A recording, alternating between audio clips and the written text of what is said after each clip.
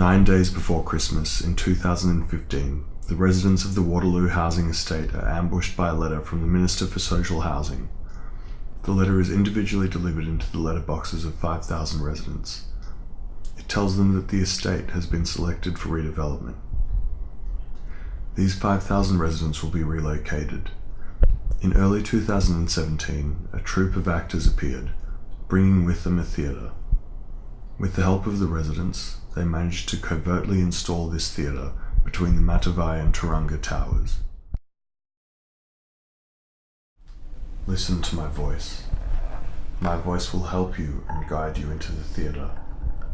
With every word, every number, you will enter into a still deeper layer, open, accessible, receptive.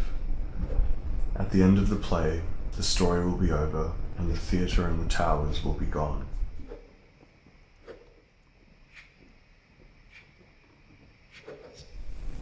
The theatre has been covertly attached through a series of structural cables connected to both the theatre and the core of the towers, and through a series of incisions that have been made to the building.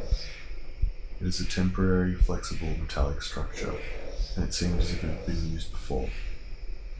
Those who installed it were suspiciously proficient in construction for a troupe of actors. At this stage, both towers are still occupied. The theatre talks to you. Where the others could not, you understand.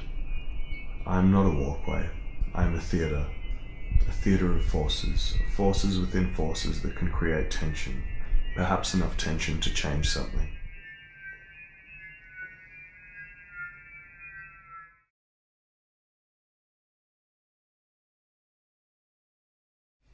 The theatre is constructive, but all of the constructivist actors that build it are gone.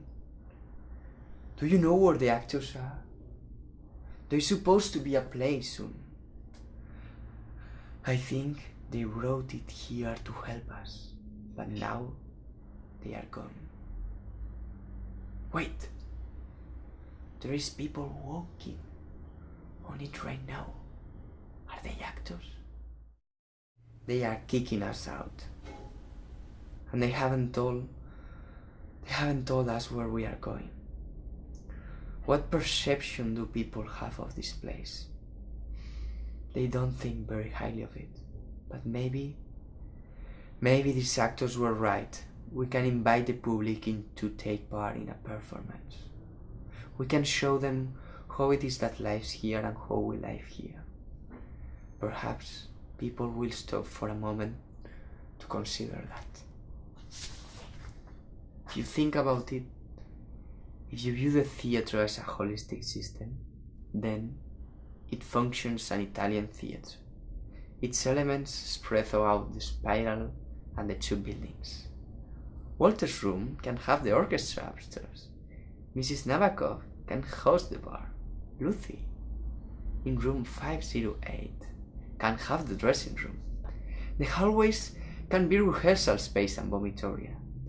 And we can spread mechanical and technical capabilities through the system and different apartments.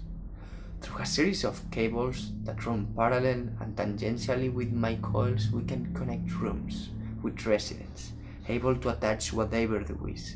Stereo systems, speakers, stage lights, tables, chairs, cooking units, anything. The everyday will become theatre, and the technicalities of the theatre will become everyday.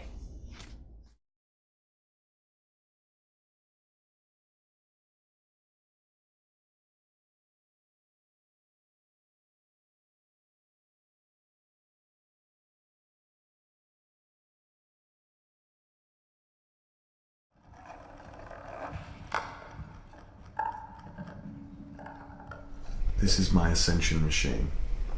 Use it to go up and down inside the spiral. Take it to the middle platform, or the top platform, or to the bottom. This is the slide, the nucleus. Enjoy it. It is the most pure way to experience the feelings I feel every day. Kineticism, dynamism, movement. This is my elevator. Travel upwards, downwards. Take between the middle and top platforms. This is my external spiral. It is a viewing platform for a less active part in the performance. You are studying theatre. You ask yourself, what is the problem that theatres have in Sydney? It is a problem of accessibility, broadly defined by categories: permeability, exclusivity, formality, centrality. All of these together are known as super accessibility. You identify this as the problem. Your research includes the great theatres of the past. You see shades of them all around you. There is a harmony and continuity in me reminiscent of the Festspiel House, an equal distribution of viewpoints. Demolish the lobby, demolish the waiting room. There will be no space for pretentious judgment or petty stratification. You have boxes reminiscent of the Teatro Scientifico, the apartments themselves all little salons, places where theatres can be watched, and lunch enjoyed with a voyeuristic undertone as those across the divide are watched with as much attention as the play itself. It is the morning of the play. You haven't slept a wink. Of course I haven't. It's the night before the show. But it is time to let the audience in. Early, just as you planned. You have deliberately let them in as individuals. You have deliberately let them in at different times, at different entries. I entered into the theatre. I am unsure where to go. I have been pushed out of the lift on a random floor. I can hear things through the walls. Actors, people, children rush past me in the hallways.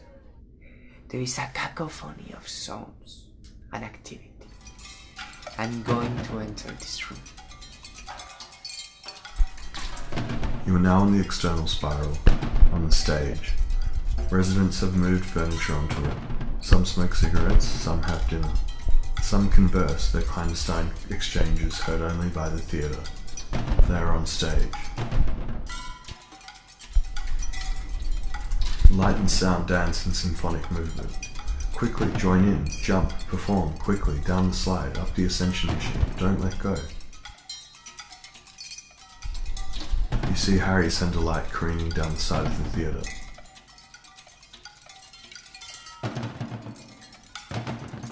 A man is trying to cook his dinner on the middle platform. The orchestra plays. What room are they in again? Audience members laugh. You can no longer tell them apart. You sit down next to a person on the external spiral and begin a conversation. What is that happened here today? This was about tensions in a city, and the forces created by those tensions. Residents, visitors, actors. I can no longer tell them apart. I know, it's been great. There's talk of a meeting on the spiral tomorrow to discuss what to do, like a forum. Can you imagine it? Everyone positioned at different points on the spiral becoming political activists. And there's even talk of allowing the public to take part in the debate, to not just be passive observers in the social decay of their city.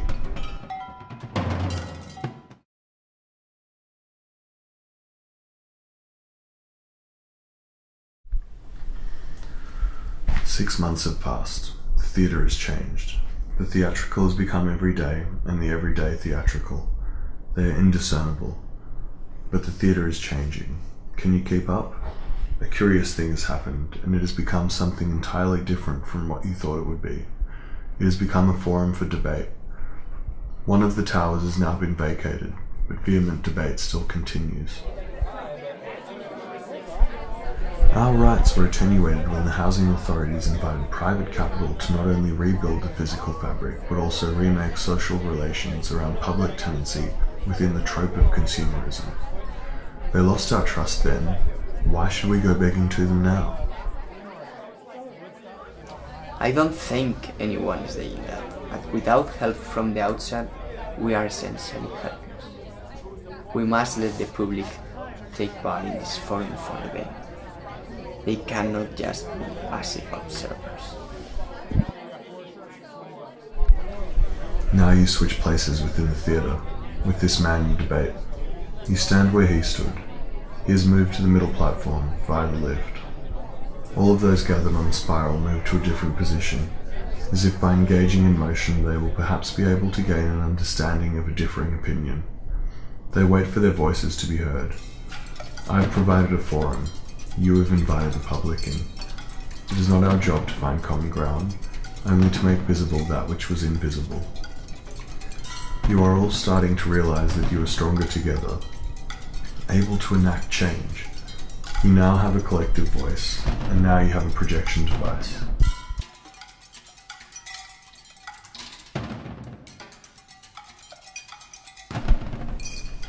If it is needed more urgently elsewhere, it will go. The theatre might not save the towers, but that was never its intention. Now is the time for debate.